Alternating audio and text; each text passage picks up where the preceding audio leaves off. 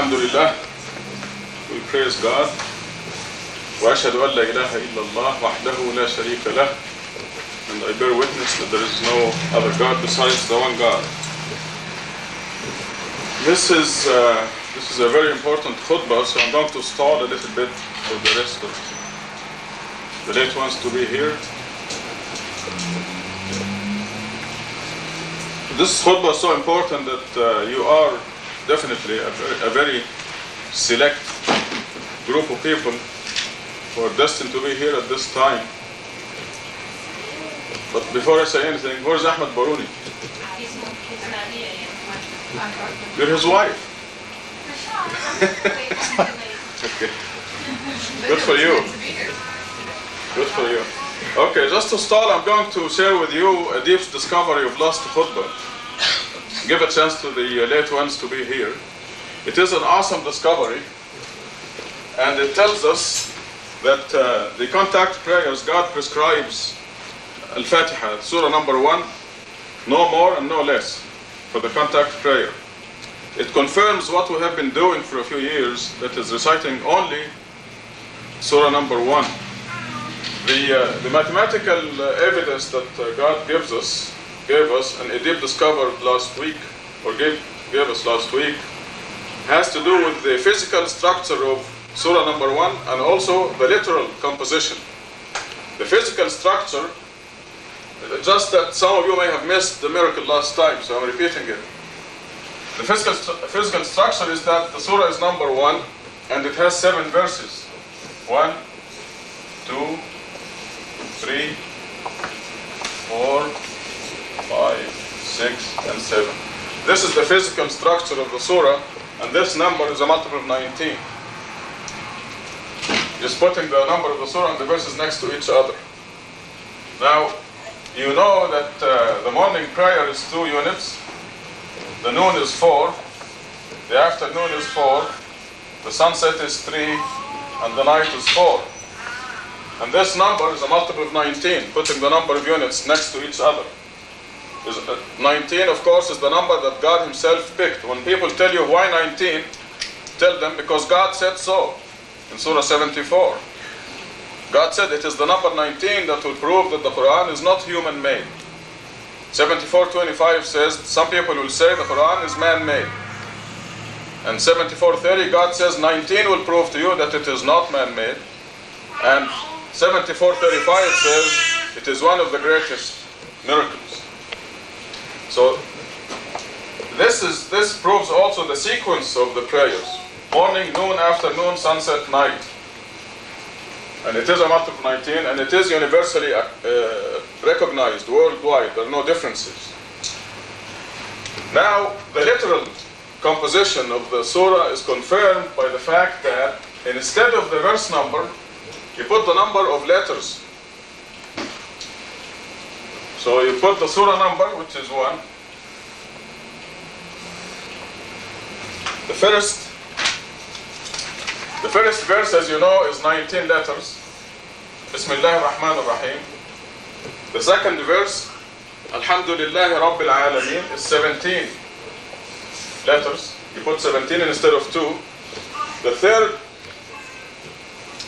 verse is 12.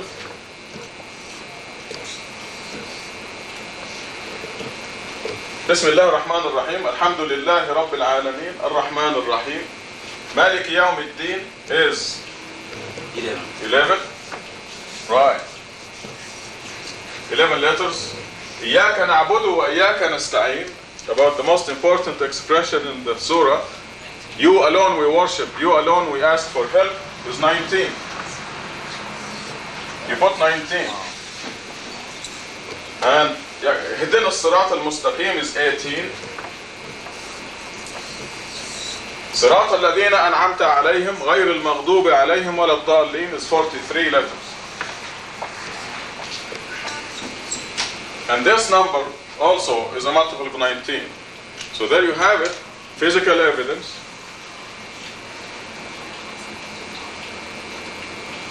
Just in passing, we just received the Aramco magazine, the Arabian Oil Company, and on the front cover they have the last two verses of Surah 9, Satan's verses, the satanic verses on the cover, and inside they have Al-Fatiha written in the colloquial Arabic, not in the Quranic Arabic, where there are 3 extra letters.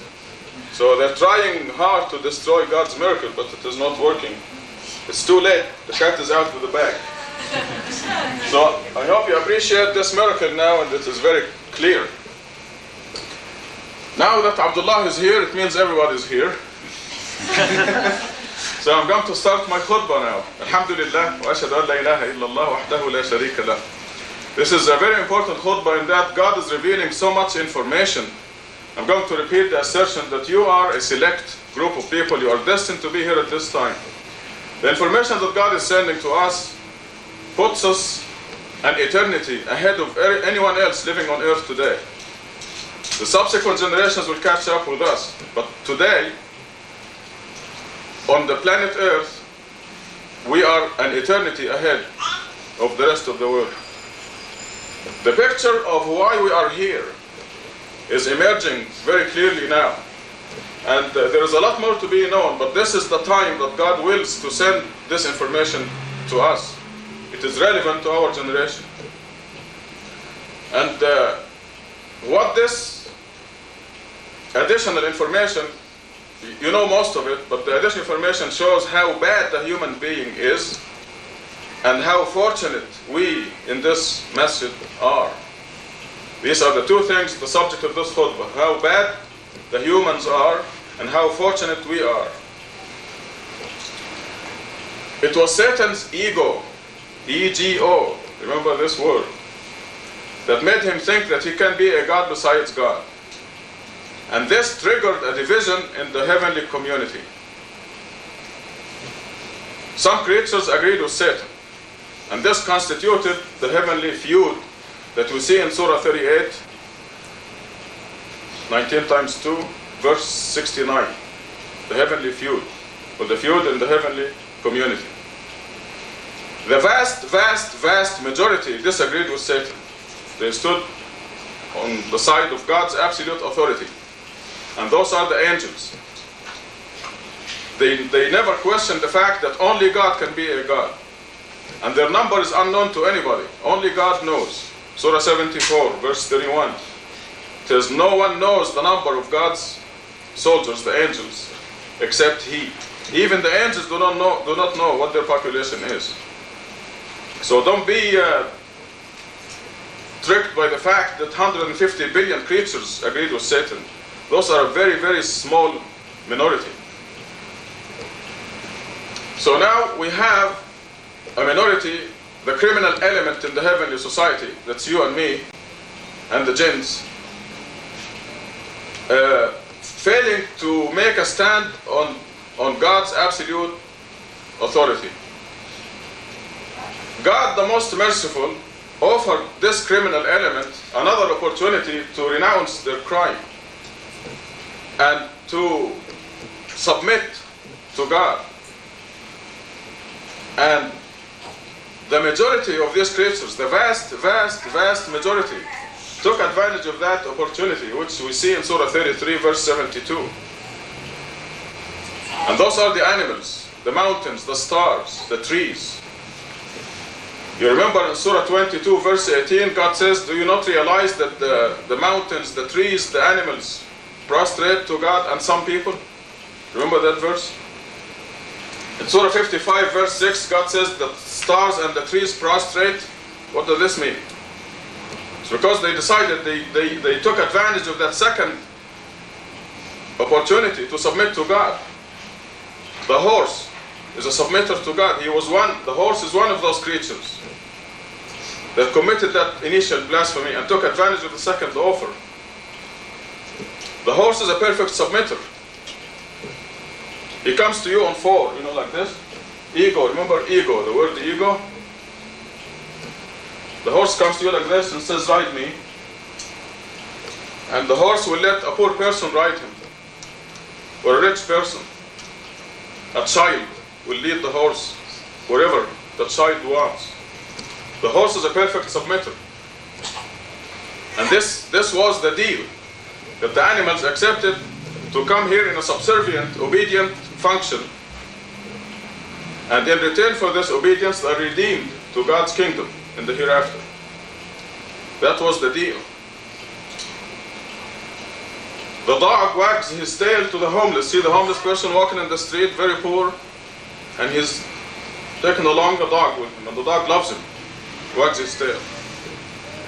The President of the United States has dogs also, and they wag their tails to the President. Not because he's the President. They don't even know that they live in the White House. They can live in the street with the homeless or in the White House, and they're submitting, they wag their tails. When God asked you and me, do you want to go to the world? God told us about the plan. You want to participate in this plan as a horse. The poor will ride you, the rich will ride you, a child will lead you. And you and I said, no way. Me go as a horse? Ego, remember? This criminal element. It is the ego that brought us here. And it is the ego that stands as an obstacle between us and redemption.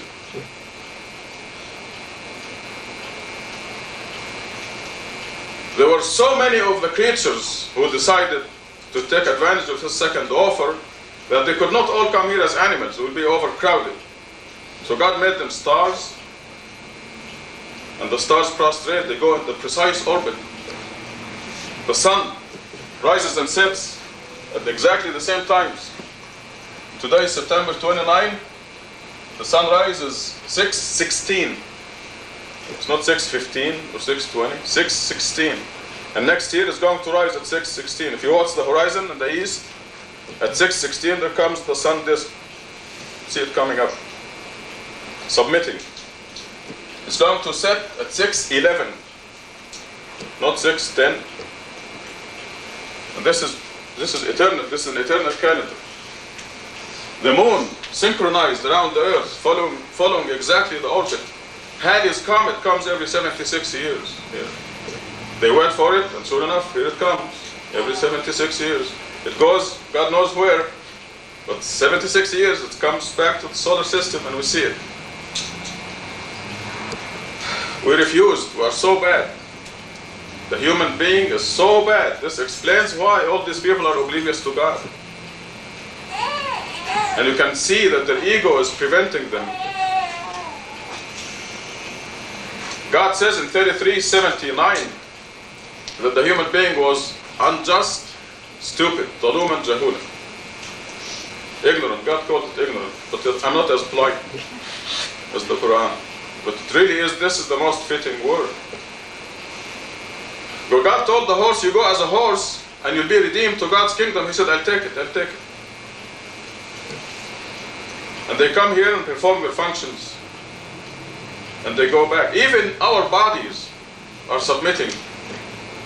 Because the body is part of the earth. The earth is submitting to God. The body is a garment made of the earth. Just like this came out of the oil from the ground. A garment. And your heart, you cannot control your heart. It's out of your control. Your peristalsis, the intestines, moving. They're moving like this to push the food all the way from the stomach until you digest it. You don't control that. Miles and miles of your intestines are moving right now in a precise motion. The lungs are breathing. This, you don't control that because the earth is submitting to God. Your body is part of the earth and you cannot control it.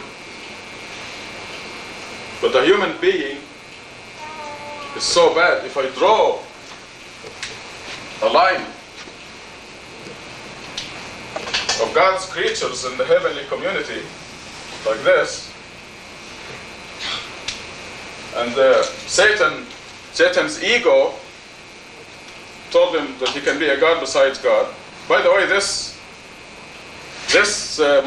minor rebellion proves to us that God's creatures have a freedom of choice. This is the usefulness or the purpose of this rebellion. The people say, why did God create rebellious creatures?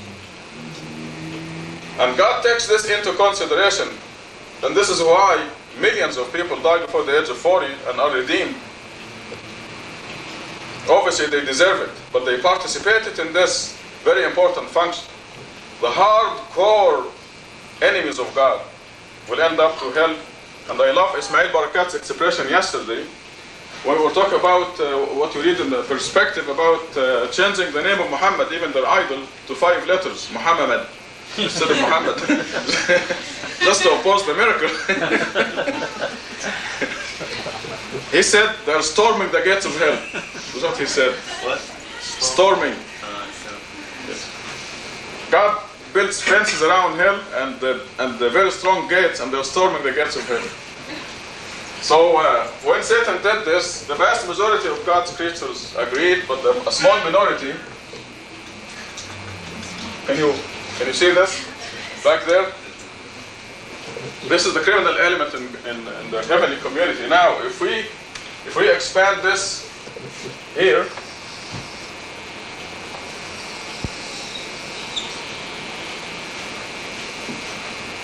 when God offered the second opportunity for them to submit, the vast majority of them submitted, and the real bad ones were just about this much.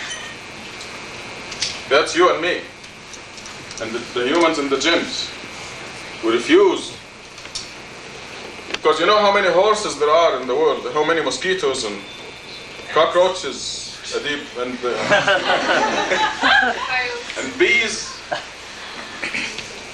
So the vast majority took advantage of the second. These are the real bad ones. Me go down as a horse? No. You know, this is ego. We thought we are smart enough to make the right decision. See, God told us that if you make the right decision, you'll come back to the high heaven, which is fantastic. And this is the second part of my sentence, how fortunate we are. This is how bad the humans are. توبوا إلى الله. Repent.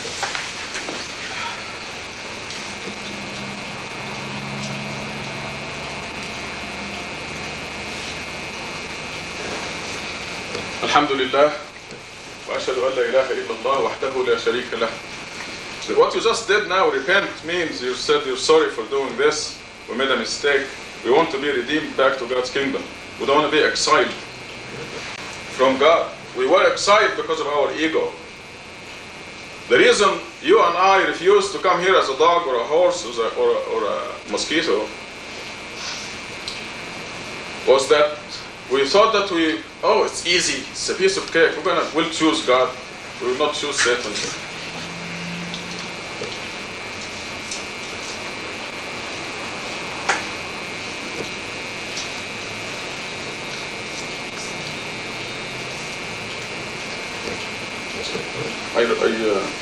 My thought got interrupted here. Yes, I want to mention that since it is the ego that is preventing, that's the obstacle between us and God's kingdom. Kill your ego is one of the first commandments in the Quran. Kill your ego. 254, Surah 2, verse 54. In the first 10 pages of the Quran, it says, kill your ego. And kill means dead. You see how the horse is? Now we're supposed to kill our ego as far as God is concerned. Killing the ego is not that somebody comes, slaps you in the face, and you turn the other cheek. No. You stand. In fact, God says the believers are not wimps. They stand up for their rights. But as far as God is concerned, you must kill your ego. Because I'm telling you, the ego is what is preventing millions of people today from going to heaven. And what led some of us to drop out when God willed that I announce my messengership. That's the only reason they refuse is the ego. Because God gave them so much evidence and gave them zero evidence against it. We're still waiting for one reason, good or bad. And they can't come up with one. There's no reason that say you are not God's messenger. There's no reason. But it's the ego. And they can't come up and say it. You can't say it's my ego that is, it's because of my ego I don't want to recognize you as God's messenger.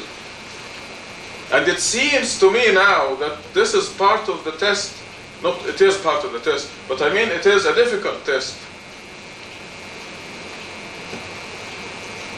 That God puts us through in order to kill our ego. He's one of us who claims to be God's messenger. You know, how are we going to, and then God says obey God and obey the messenger in the Quran. How am I going to do this? He's just like me. It's ego, our ego. I actually sympathize with those people.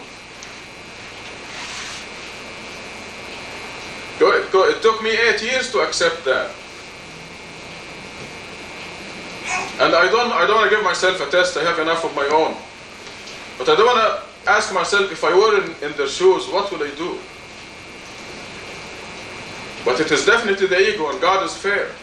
If they flunk, they deserve it. It is strictly ego.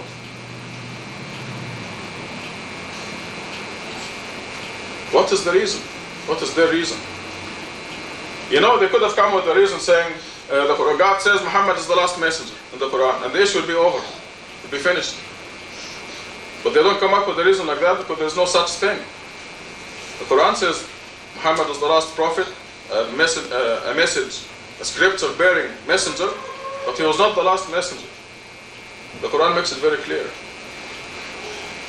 I don't know, they could have come with 100 reasons. Huh? Chicago Conference. Yeah, things are brewing now, since this may change the direction of the... But I think I said everything I want to say anyway. There's many more that we'll discuss tonight, inshallah, and in the next months and years, inshallah. We'll be discussing these. And God will send more information. But the highlights is that I wanted to point out this, how bad the human being is, and how fortunate we are. They established something called the Council on the Preservation of the Finality of Prophethood. And this includes the top wigs in the Muslim world. The Pope of the Sunni Muslims, Sheikh Al-Azhar, the head, the Imam of the Kaaba, the Mecca Masjid, the head of the Muslim World League, and they're holding a conference, an urgent conference in Chicago, October 7. That is 2 weeks from now. It's called World Conference on the Finality of Prophethood.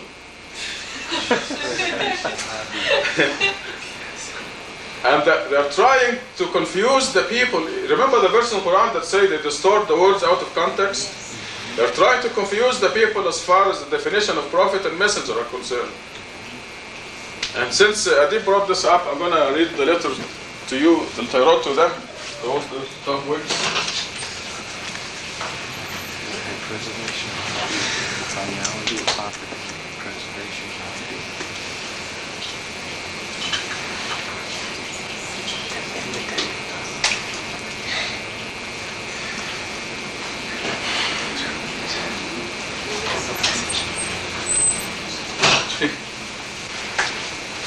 This is the flyer, and it says World Conference on Finality of the Prophethood and Significance of Hadith. You just put this on the side. And they say conference will start on Saturday, October 7th. There is no inshallah. You will not see the name of God in this sheet. There is not a single word God on this sheet. There is no Quran on this sheet. There is Hadith, and there's a picture of the Prophet's mosque which he never saw. Right here. And it gives you the names, the Sheikh Al-Azhar, and so on. And you know something? We will be there. We'll be represented there. I'm going to give him a lot of trouble. Herbert Hill, you know him from Chicago. He was here at the conference. He's taken his brother, who used to be a Sunni, and is being saved. And maybe some other people, and they will go there and they will ask some crucial questions. Like, what is the difference between prophet and messenger? Tell me, where in the Quran does it say Muhammad is the last messenger? Who is the messenger of the covenant? That is in 381, etc., etc. We have 19 questions for them. Oh, the letter that I wrote to them, I sent it to each one of the top leaders, they said to these people from Rashad Khalifa regarding World Conference on Finality of the Prophethood. Dear brothers, Assalamu alaikum. No one is questioning the fact that Muhammad was the final prophet, Nabi. Quran 33:40. According to 381, 33:7, and 33:40, he was not the last messenger, Rasul. As Muslims, we are required to believe Almighty God when He so states in His holy book. The Quranic assertions that Muhammad was the final prophet but not the final messenger are God's commandments to us through the Prophet Muhammad. I trust that you stand ready to obey God and His final prophet. You will readily agree with me that those who refuse to accept these Quranic truths are no longer Muslims. Quran 381-85.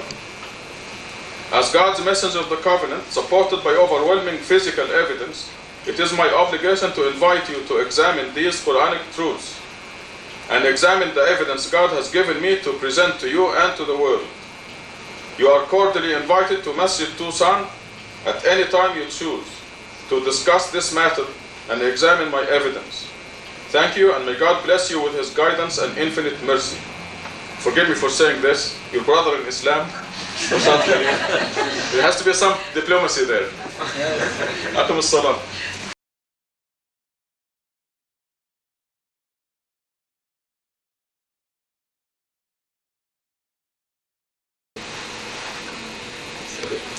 Alhamdulillah, we praise God. وأشهد أن لا إله إلا الله وحده لا شريك له. And we bear witness that there is no other God but the one God. Last Friday, Abdullah presented to you evidence that the Friday prayer is mathematically coded, that it is required by God to drop all business and come to the Friday prayer. He also presented evidence that the two sermons of the Friday prayer are part of the prayer. They're counted as, in addition to the 2 units, they complete the 4 units. So I'm going to ask you to face this way. If you're not facing this way, to face this way. So can you just turn this way?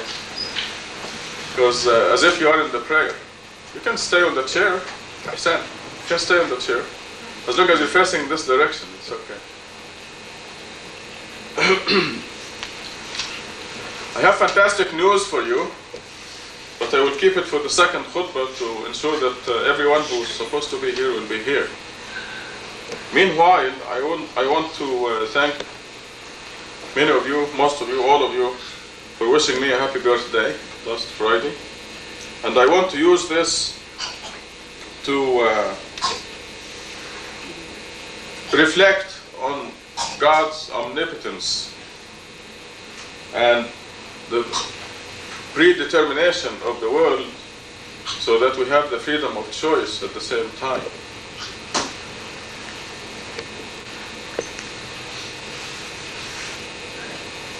A submitter, by definition, submits to God and believes whatever God says.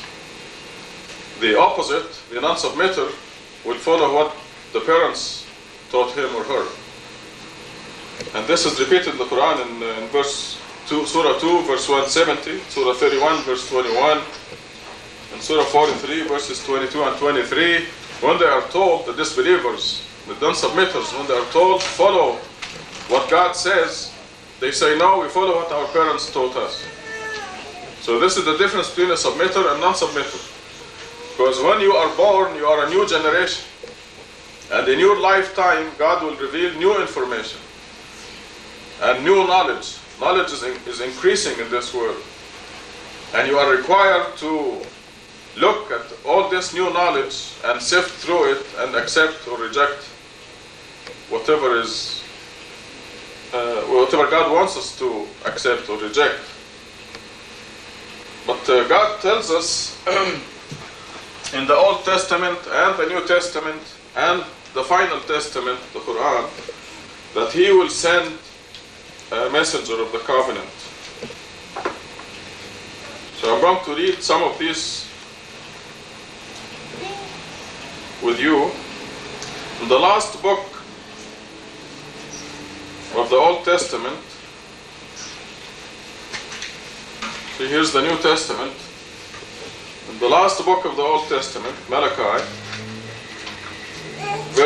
chapter 3, under the subtitle, The Messenger of the Covenant, Lo, I am sending my messenger to prepare the way before me. And suddenly there will come to the temple the Lord whom you will seek, and the messenger of the covenant whom you desire. In the New Testament, in Luke 17:22, I'm going to read it for you. Jesus prophesying the coming of the messenger of the covenant. Jesus said to the disciples, a time will come when you will long to see one day of the Son of Man, but you will not see it. They will tell you he is to be found in this place or that.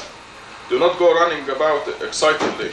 The Son of Man in his day will be like the lightning that flashes from one end of the day to the other. First, however, he must suffer much and be rejected by the present age. As it was in the days of Noah, so it will be in the days of the Son of Man. They ate and drank, they took husbands and wives, right up to the day Noah entered the ark.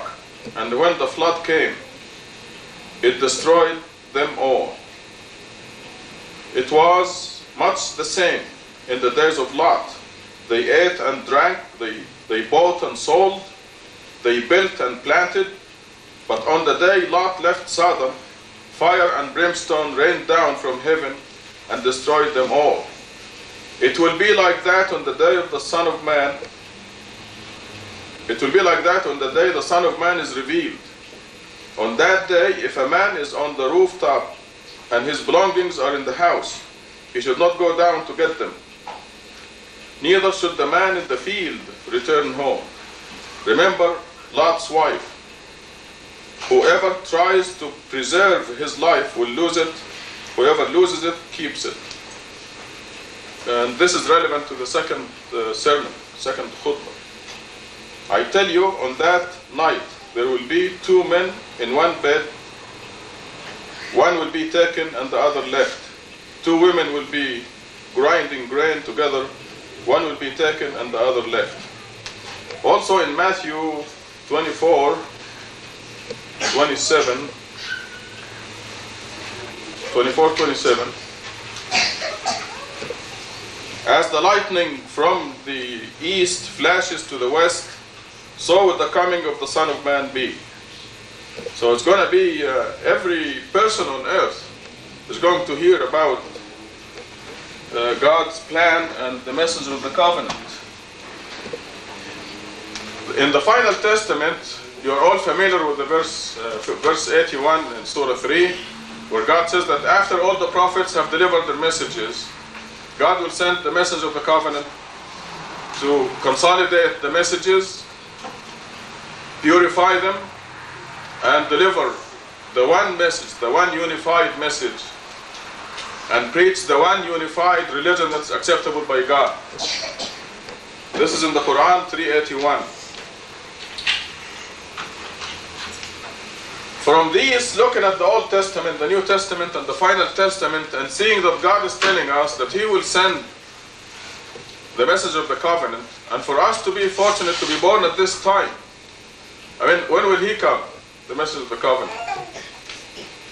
It's going to be someday, like a Tuesday of a week, a certain day of a month. We just happen to exist at the time when God is executing this plan.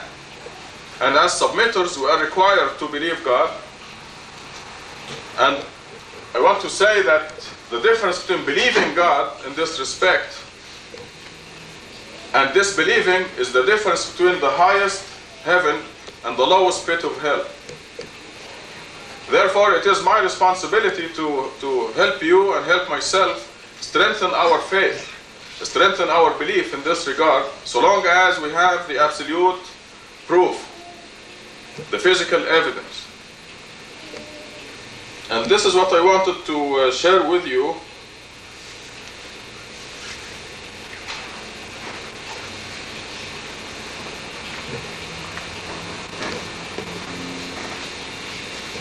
Where's the markers?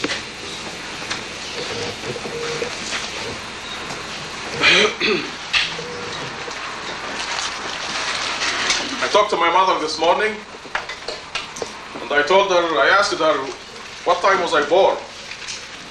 And she said, don't ask questions like that. I said, okay, Mom, did the midwife come during the day or during the night?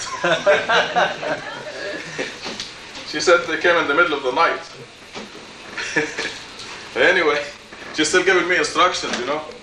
Doesn't matter how old you are, you're still a baby.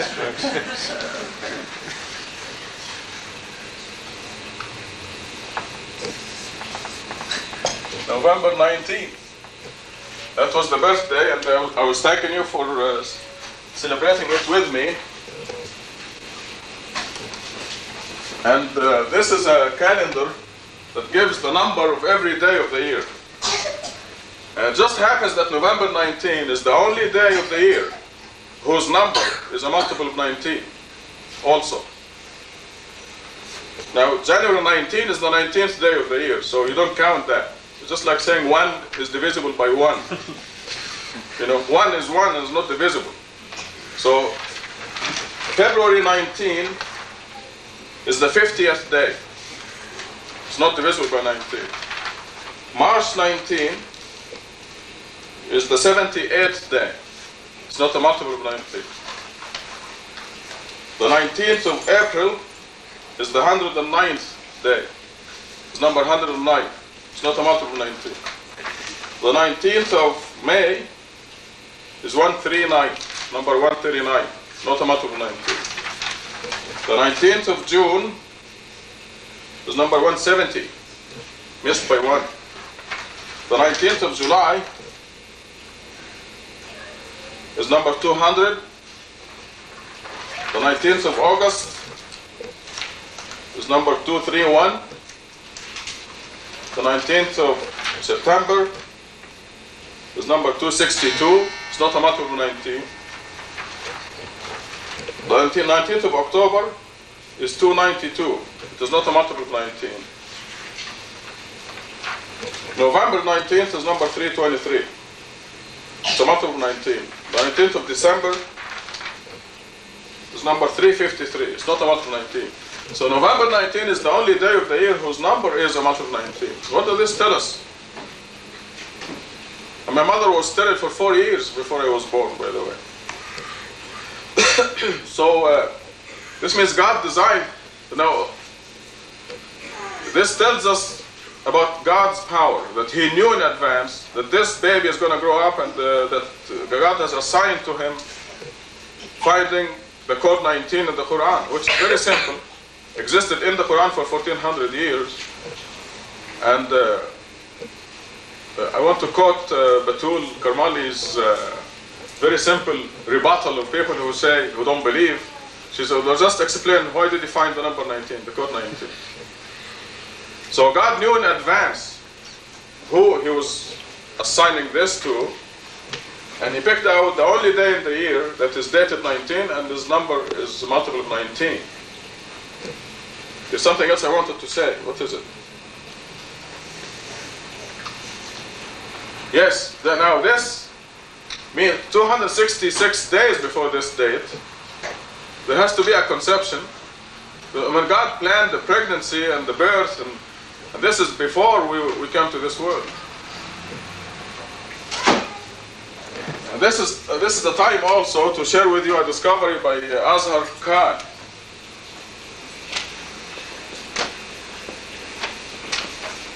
These are the Arabic alphabet and the grammatical value of the Arabic alphabet. As you know, we tell the people that 19 means 1. The grammatical value of the word, of the number 19, or the word 1, is 19. And 19 is God's signature. We now find 19 is God's signature in all His creation. The sun, the moon, you. You have 209 bones in your body, 19 times 11. Dr. Sabahi gave us a lecture on the elements in the universe, and the maximum number of electrons is 114, multiple 19. So Azhar Khan put the geometrical values. Oh, when we tell the people, the skeptics, that 19 is the numerical value of the word one, that God is proclaiming there's only one God, you shall worship God alone. The first commandment in the Old Testament, the New Testament, and the Final Testament, they tell you, how do we know that 19 is the value of 1? Okay, Azhar Khan put the values of these, the geometrical values of all the letters, up to 1,000, which is the last letter, Rain, and he found that this number is a multiple of 19. So this validates the value of every alphabet letter in the Arabic language. And this tells us that God designed the Arabic language and designed the Quran with the code 19 in it before the earth was created. Therefore, it is not too much to also the student who is to research this code 19 is born on the 19th day of a month, the only day in the year that is also divisible by 19. The purpose of sharing this with you, against my own personal tendency, is because I want to strengthen your faith and my faith. This is one of the things that God associates with the number 19 in Surah 74. وَيَزْدَادَ الَّذِينَ آمَنُوا إِيمَانًا, that the believers may increase in faith. There's another thing, we're using this same alphabet. Yesterday, my sister compiled my name. She numbered them consecutively, regardless of the grammatical values. And she calculated my name, and it came out to 114, the total of the letters. So all this tells us that God predetermined and predesigned all these things, and all you can say is Subhanallah, glory be to God, that He is omnipotent. And I better stop at this point to leave some room for the great news coming up. Tubu ilallah, repent.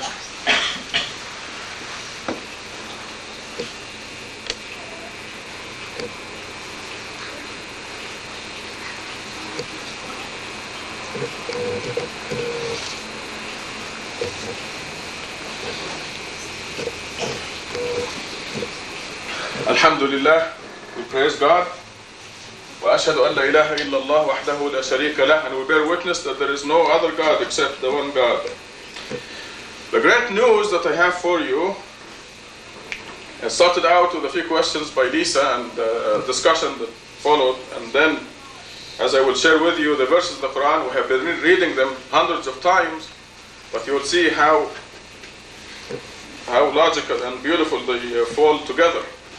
The great news is that the righteous go straight to heaven. This is the great news. Then I'm going to give you the evidence. In other words, the unrighteous go to death. They die. The unrighteous do not really die.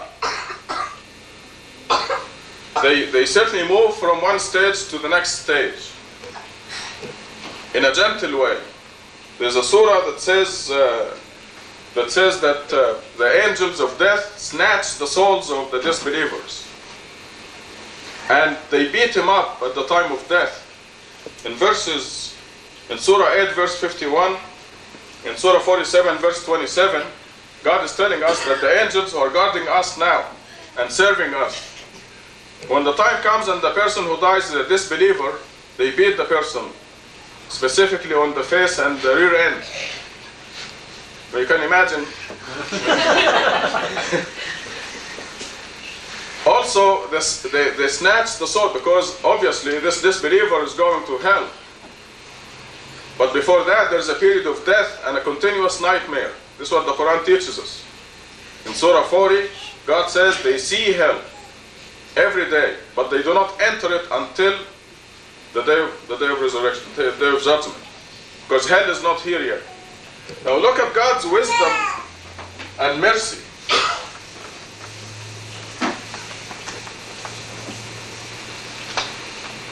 God's wisdom and mercy is that He created heaven first, before we were brought here. And He put Adam and Eve there. The earth was here. Yes, it is egg-shaped. And Adam and Eve were up here in heaven, connected with their bodies down here. Okay, this is some kind of an invisible connection. But the souls of Adam and Eve, this is all allegorical. We're up there in heaven, enjoying heaven. Therefore, heaven exists. When they broke God's law, they were brought down here. They were sucked back into their bodies. But heaven exists, and this is where we go the moment of death. It's exactly like when we sleep. When you and I sleep, the righteous, their soul voluntarily roams around. And this is exactly how the righteous die. They just leave their bodies here on earth. Now, true, the bodies disintegrate and go away, but that doesn't matter because we're going to be coupled again with new bodies on the day of resurrection. But the righteous go straight to heaven. Now, here is the startling evidence. Now, in the same surah, where God tells us that the angels of death snatch, death is a painful process for the unrighteous. And the angels snatch their souls out of their bodies. They're resisting, and they're being beaten up. Because this is the day they receive the bad news. At the time of death, every person knows whether he or she is going to heaven or hell. Through these very clear verses. In the same surah, God says that the angels invite the righteous. It's an invitation. And it's met by joy. It's like the angel coming to you and say, now you can go to heaven. I say, really? Is it time? So we're told that eagerly the righteous move on to the next stage. And it is beautiful. As the descriptions in Surah 2 verse 25. Now notice these things that we read hundreds of times, but this is the time that God wants to inform us and tell us this good news. God says, give good news to those who believe and lead a righteous life, that they have deserved gardens with flowing streams. When provided with a provision of fruits therein, they say this is what was provided for us previously. The key word here is provision. Okay, now God says, this is a commandment. In Surah 3 verse 169, well, let me go in the same Surah 2 first. Surah 2 verse 154, God says, do not say about those who are killed in the cause of God that they are dead. Do not say that they are dead. Because, for they are alive at their Lord. In this verse says they are alive, but you do not perceive. Okay, this is one. In Surah 3 verse 169, God says, do not think that those who are killed in the cause of God are dead, for they are alive at their Lord being provided. The same word is used as in 225, provision. And then we are told in a number of verses that it is not just, you don't have to fight in the cause of God and get a gun or something and get killed. That when the righteous die also, that death as a righteous or being killed in the cause of God, either way is the same. And we see this in Surah 22 verse 58, for example. 22, 58. أولئك مع الذين أنعم الله عليهم. Yeah, that's a good one. That's 469. Yes, 469. Now I'm looking at 258. It says, those who emigrated for the sake of God, then got killed or died. Either one. God will surely shower them with good provisions. The same words are being used. لَيَرْزُقَنَّهُمُ اللَّهُ رِزْقًا حَسَنًا. The same repetition of the same words in the same verse. So God says, do not say about those who die or get killed in the cause of God as dead. We cannot say that. They do not die. The righteous do not die. They simply move on from this world to another state on a very joyous and very happy day. Here is another clue that is really strong. And this is in 44:56.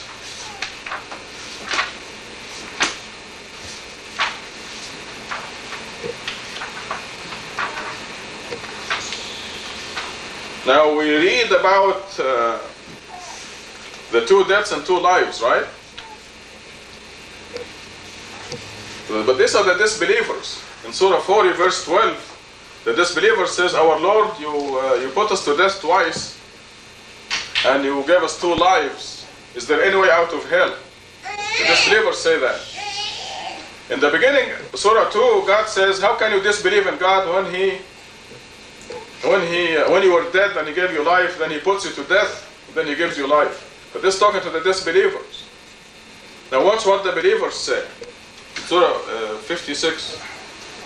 44:56.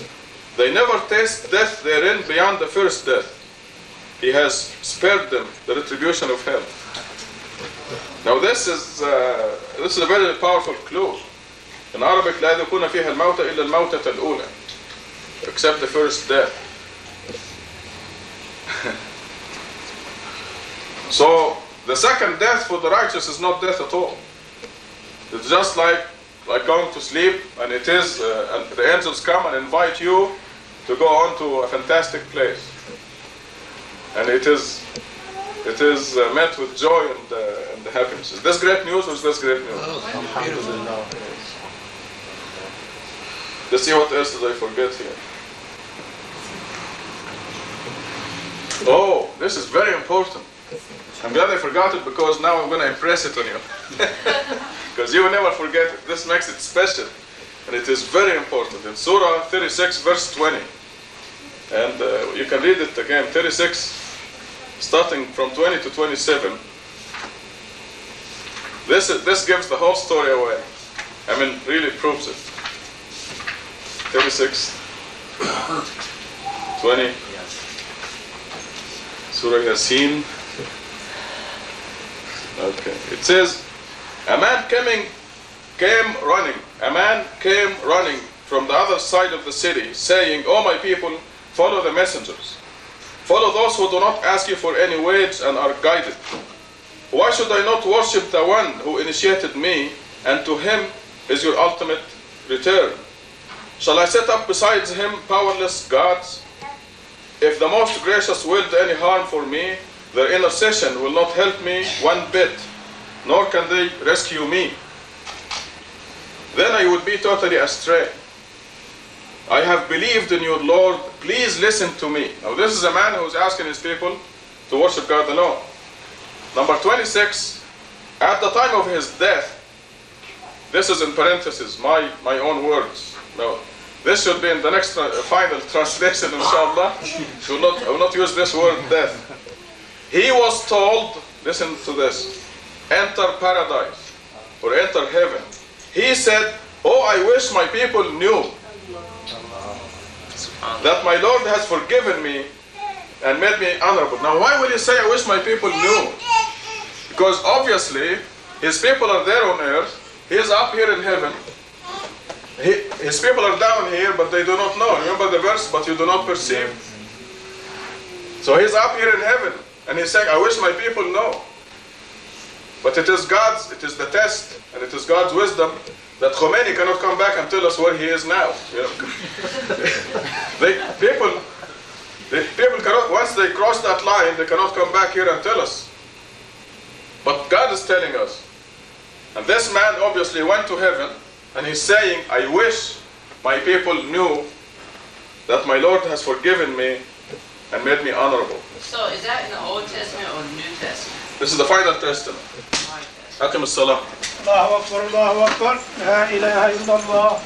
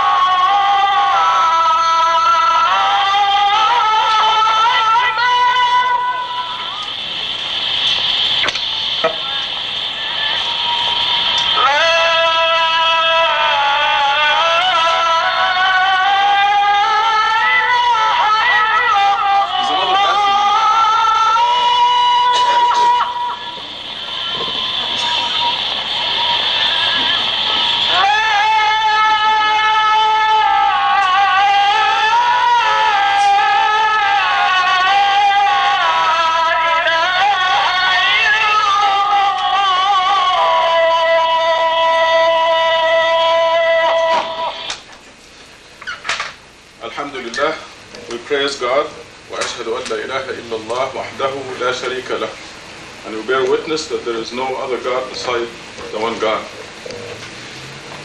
Are we going to have fun today?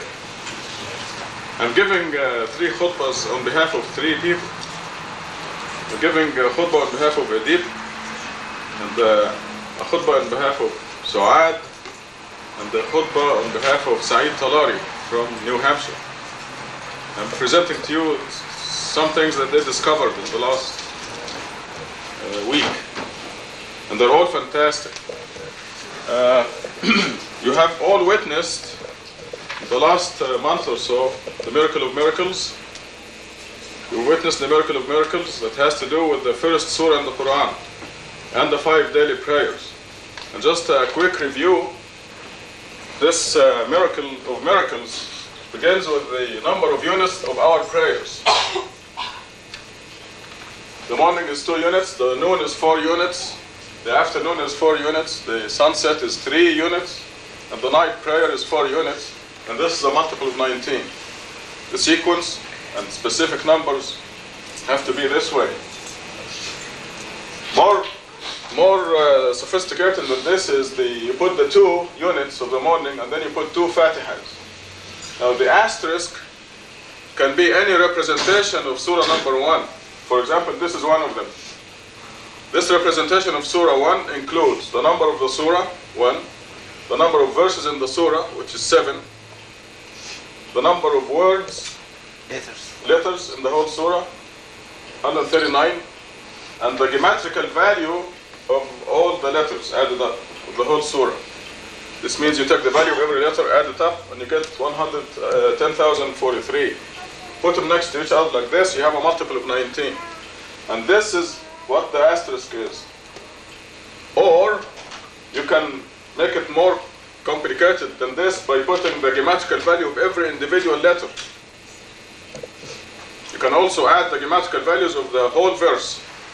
You can add the number of verses, the number of letters in every verse, and so on. All of them, these representations are multiples of 19, and all of them can be used here.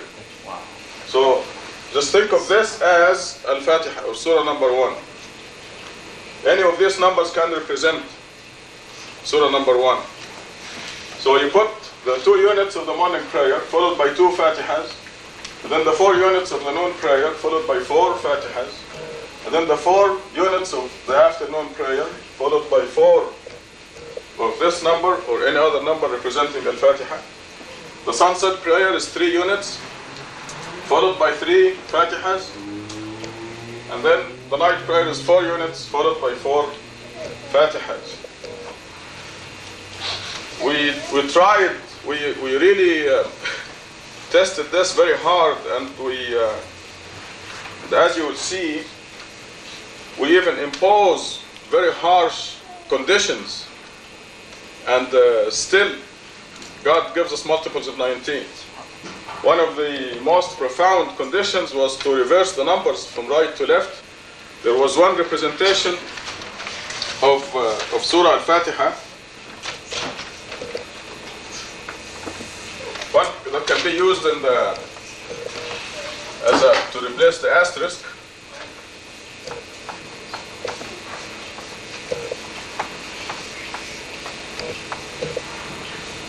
Like I said, you can use any number of representatives of Surah number 1. Here is one of them. And I just want to give you an example of how we stretch it too far, and God goes along with us. He gives us multiples of 19 still. You put the number of the surah, 1. The number of the first verse is 1. The number of letters in the first verse is 19. The geometrical value of the first verse, 786. Verse number 2 has 17 letters, and the value is 581.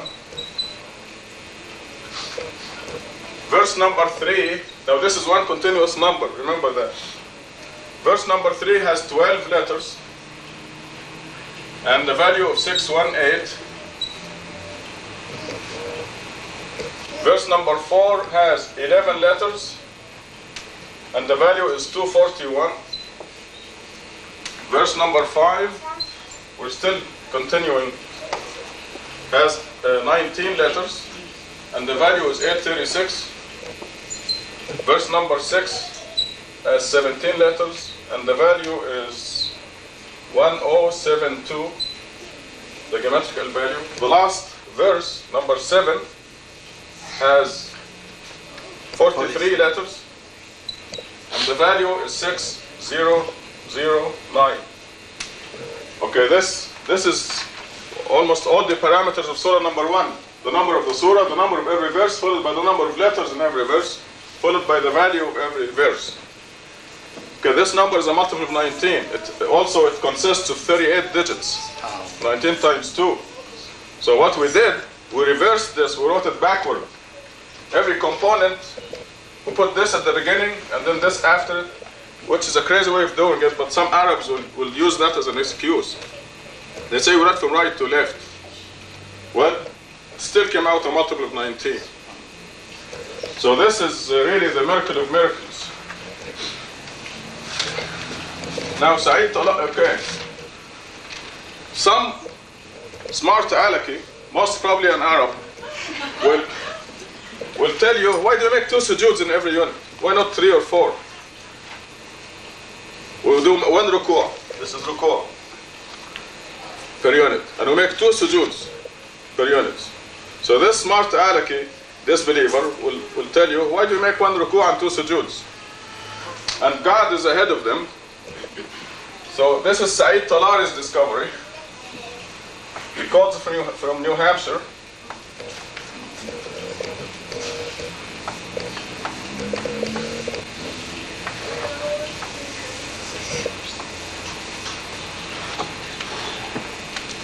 Here's what Saeed did. In the 5 prayers, we read only 1 surah, which is surah number 1.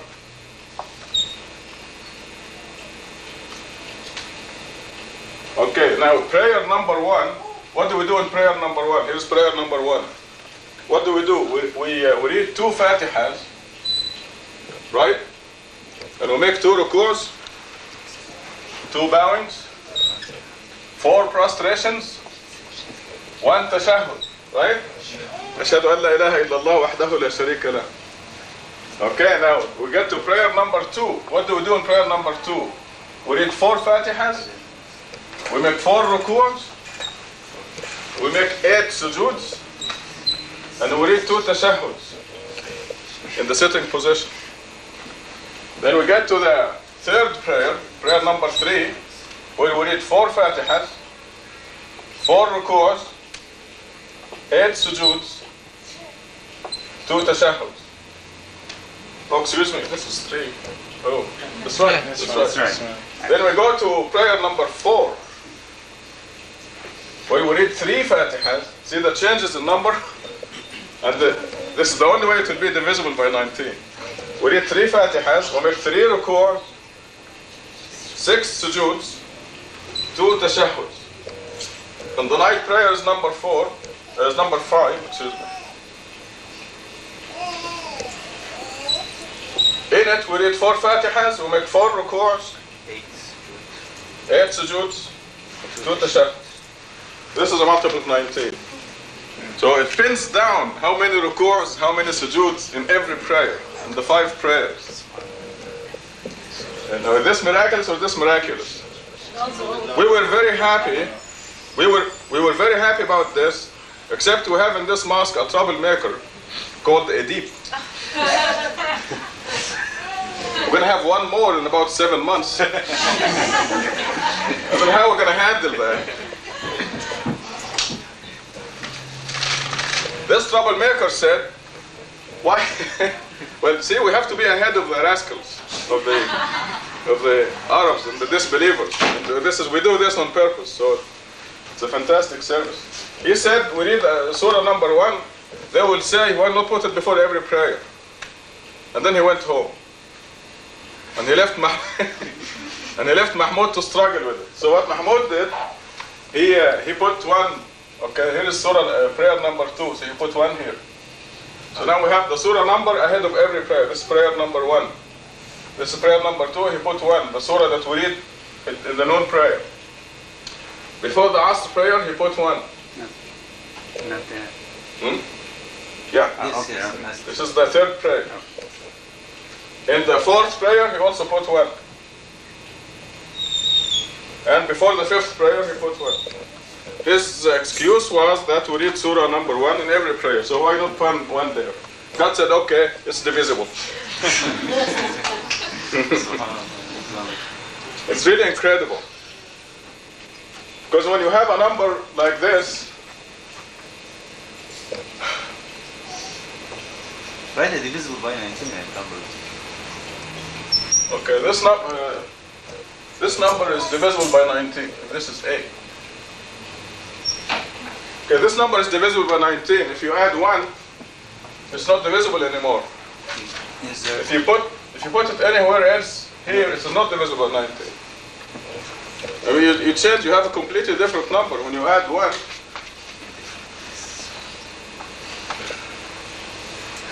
So these are all physical impossibilities, but God made them possible. I hope there are no scientists here who will tell me how can a physical I think impossibility we be may possible. try, if you put anywhere else, this 1 will No, not be divisible. of course not. If you It's move the very 1 here difficult, or in a here, different way. This put it only anywhere the else. only chance. Yes.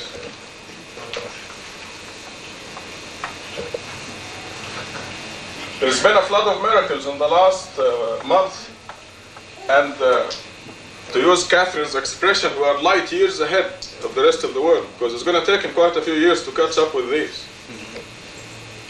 But after 50 years, they say, it'll take him maybe this much. Okay, this is Said Talari's discovery with Adib Yüksel's channel and discovery.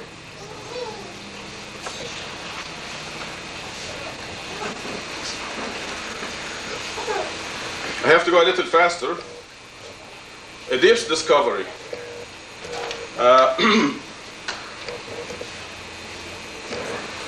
The disbelievers, normally Arabs, have been giving us rough time about Bismillah ar-Rahman ar-Rahim, is it 19 letters or not?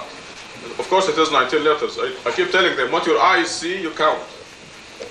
They say, oh, there is a stress in this letter, we must count it twice. Like Muhammad, the whole Muslim world wrote it 4 letters. Muhammad. They said, but since you stress the second M, you must write Muhammad. Yes.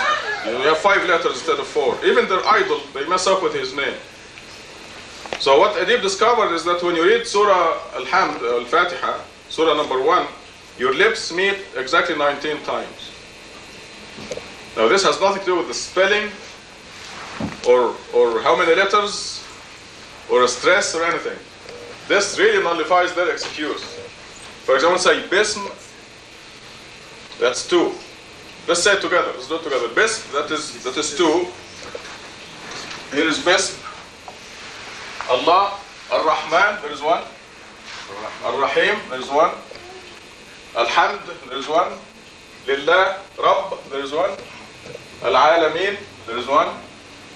Rabb al-Alameen, Ar-Rahman, Ar-Rahim, Maliki, Yawm, Ad-Din, Iyaka na'budu, wa Iyaka nasta'in, Ihdina as-Sirat al-Mustaqim, 2 of them.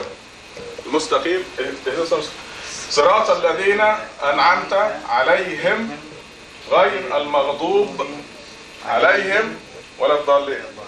How many are these? There's 1, 2, 3, 4, 5, 6, 7, 8, 9, 10, 11, 12, 13, 14, 15, 16, 17. Yeah, you missed one. Okay. Wait. Hold it. Bism Allah Ar-Rahman Ar-Rahim. الحمد لله رب العالمين الرحمن الرحيم مالك يوم الدين إياك بسم الله الرحمن الرحيم الحمد لله رب العالمين الرحمن الرحيم مالك يوم الدين إياك نعبد وإياك نستعين اهدنا الصراط المستقيم صراط الذين أنعمت عليهم غير المغضوب عليهم ولا الضالين. مغضوب هو ده right. أنعمت. المغضوب is two, not one. Okay, because there are, what's this? 4 B's and 15 M's. In the Arabic language, these are the only letters where your lips meet, the B and the M. In English or in Farsi, there's also P, the letter P, as in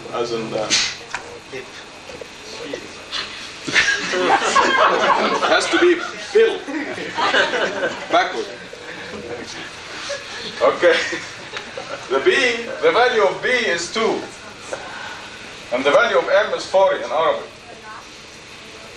So 15 times 40 is 600, and 4 times 2 is 8. The total 608 is also a multiple of 19. How do you like that? These miracles come in pairs. We have no excuse.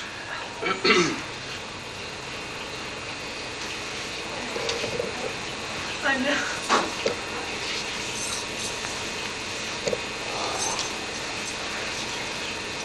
Oh, okay. Now we get to Su'ad's discovery. Second football.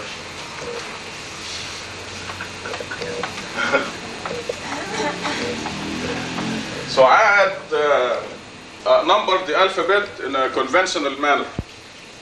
That is from 1 to 28. We have 28 letters in the alphabet. She counted 1 to 28. The geometrical value is when you get to 10, you don't count 11. You go to 20, 10, 20, 30, 40. When you get to 100, you go to 101, you go 100, 200, 300, and then 900, 1000. Her system was 1 to 3 all the way to 28, which was used by Lisa also a couple years ago. Okay. She looked at the word Noah in Arabic. The value of N is 14. Excuse me, I didn't mean to write so small. 14, and the U or Waw in Arabic is 6, and the H or the Ha is 8. This gives 28, the value of Noah. Now if you look in the Quran for Surah Noah, you'll find it consists of 28 verses. Okay, now she went to Abraham.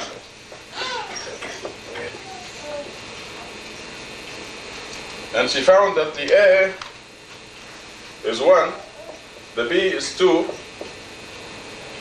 the R is 20, 200. the A is 1, the Ha is 5, the I here, Ibrahim, is 10, and the M is 40. This Not gives 52. No, not 4. Ibrahim. What? 40. It Oh, was excuse in me, other. 40 is the grammatical. It's 13. Confuse the two systems here. The total of Ibrahim is 52, and this is the number of verses in Surah Ibrahim. How do you like that? Okay, then she went to Muhammad, and the M is 13, the Ha is 8, same letter as here, see? Muhammad. And then 13, the other M, and the D is 4. The total is 38. This is the number of verses in Surah Muhammad. How do you like that? So she calculated the value of Noah, it was 28, which is the number of verses in Surah Noah, in the Quran. She calculated Ibrahim, the value is 52, and this is the number of verses in Surah Ibrahim. She calculated Muhammad, the value is 38, and this is the number of verses in Surah Muhammad. And then she found out, that was this morning, that now Surah Noah is number 71 in the Quran. Ibrahim is Surah number 14. What is the difference? 57, 19 times 3, which means between the two surahs, Noah and Abraham, 57 surahs, and outside also 57 surahs.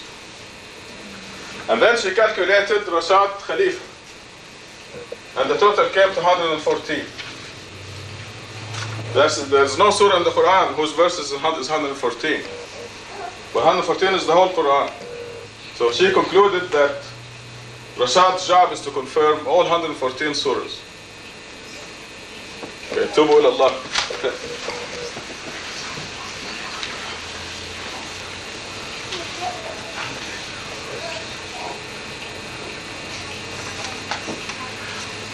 Alhamdulillah, we praise God. وأشهد أن لا إله إلا الله وحده لا شريك له. And we bear witness that there is no other God besides the one God. We pray to God that He guide us to appreciate His miracles, because these are awesome miracles that will cause mountains to crumble. Literally, this is what God says, and makes our hearts tremble. And this khutbah, I want to share with you that God is using me as an example for all of us and to teach all of us. I want to say that I'm a happy guinea pig. God is using me as to experiment in a profound way. You read in Surah 41 that those who believe in God and lead a righteous life, the angels descend on them saying, what? Douglas, what do the angels say to the believer? Peace. Have no fear and no grief. This is your favorite Peace. step. You also say peace. Yes, that's another surah. No fear and no grief. لا تخافوا ولا تحزنوا in Arabic. Have no fear and no grief. And we had a profound example in the last 2 weeks. You remember what I talked about last time when I was here? Anybody remembers? Yes, about the righteous do not die. Dr. Sabahi remembers, I'm sure all of you remember. The khutbah was a revelation. It started with a question from Lisa as to what happens to the righteous. And as you know in the Quran, God repeats, يَسْأَلُونَكَ, they ask you, قُل, say. They ask you, say. When a question is posed, God sends the revelation through Gabriel to tell us what the answer is. Or if we are speculating, then God will send Gabriel with the assurance as to what is the correct answer to the question. So I shared with you last time that the righteous do not die. They go straight to heaven. And I wrote it down in the perspective, and I mailed it to everybody. So even yesterday, was it yesterday or the day before yesterday, the Saudi guy called from Chicago? Before yesterday. The day before yesterday, he called and talked with me for an hour. And sarcastically, he said, okay, what was Gabriel's latest revelation? He was ridiculing and mocking. I told him the last revelation Gabriel came was that the righteous do not die, they go straight to heaven. And after I finished talking with him, this was quite a reminder. Then I called Egypt, and I found out that my mother went to heaven on Monday, which is the day that Suad made that discovery. And she considered to be the happiest day of her life. It's an assurance from God. He sent the angel. He says, have no fear, have no grief. And then you know that your mother made it to heaven. She didn't die. She simply, also, the information that I got are very assuring. Okay, she tells the servant, go make me a cup of tea. The servant comes back in 2 minutes and she's gone. So she's in a good mood. You usually ask for a cup of tea when you're perfectly happy, you're going to sip the tea, watch the TV or something. And if you remember what I told you in the last khutbah, I said the angel comes and invites the righteous person to go to heaven. And he says, yeah, really? There you go. He probably told her, you're going to wait for the cup of tea. She said, what? Are you kidding? So there were many strange signs that happened to assure me. Okay. In order to do the funeral prayer, they went to the mosque. And in that mosque, there were only 2 believers. that we know. And one of them at least will be here for the conference in September.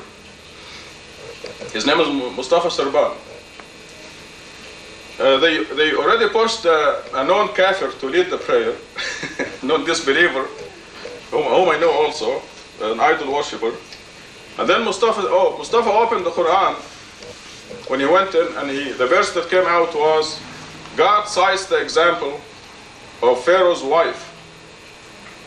God cites the example of the believers. Pharaoh's wife, she prayed to God, please build a mansion for me in paradise with you and save me from the wicked people. So that was the verse he read. This is the first sign. And then Mustafa said, I don't know why all of a sudden they pulled the other guy and they pushed me in to lead the prayer. So Mustafa, a believer, went in to lead the prayer. We're going to have a prayer immediately after the Friday prayer. We'll have a prayer for her. So a believer was chosen to lead the prayer, and he said, now this embarrasses me a little bit, but I have to say it. I'm sharing it with you. But he said the intention that came out, I didn't want to say it. I had no intention of saying it, but this is how it came out. And he said, نويت أصلي على روح عبدك ورسولك رشاد خليفة. This is what came out of his mouth. He says, I intend to pray for the soul of the mother of your servant and your messenger Rashad Khalifa.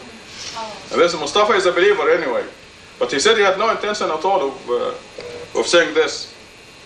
Okay, so they go for the burial, and they made zikr around after the burial. And both the two believers, Mustafa and Sharif, they told me on the phone, we were amazed at the number of La ilaha illallah that we said around it. They were just saying La ilaha illallah for about an hour. And nothing else, just La ilaha illallah. So what I'm saying is that God is teaching us through one of us. Because that, of course, the unbelievers will say, oh, he wrote this because his mother died, or whatever they're going to say.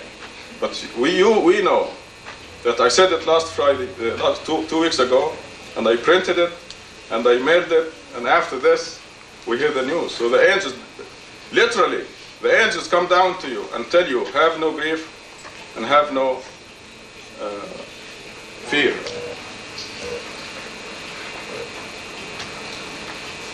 I think I have to mention my father here, who was, I tried with him very hard to believe, but he refused to believe. The family had decided to bury my mother with my father. He decided, and she decided, and everybody decided. But my father is an idol now himself by his followers. And I know for a fact, that's something else, that he died as a disbeliever. And I was taken from here, literally, carried from here, there, just before he died, to give him the last warning, even though I didn't intend to. I had no intention of talking to him about religion, but he insisted. And God let me know that he died as a disbeliever. God also let me know that my mother died as a believer. I think I failed to mention this, but all her life, since I was 2 years old, I heard her say to my father, those saints are helpless, they're powerless, they're dead. Only God can help you. God alone. She was saying God alone all her life. So I know for a fact that she's a believer. And this all fits the total picture. So when they went to bury her according to the family's wishes, his followers, or idol worshippers, who want to build a mausoleum around him and worship him, they didn't want anybody else with him. They thought that she will pollute the grave or something. So God saved her from that situation, and she's buried with her mother, whom I know also to be a believer.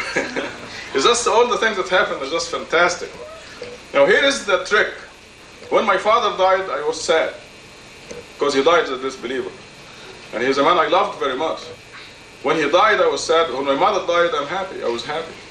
Because of what God sent down, that the righteous do not die. They go on to paradise. So immediately after the Friday prayer, we will pray the 2 rak'ahs of the funeral.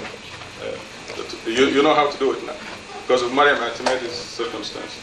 What's her name? What's her name? Allahu Akbar, Allahu Akbar, La ilaha illallah. If you want to mention a name, You can just say Rashad's mother. God will know what you're doing. What you say. But her name is Zainab.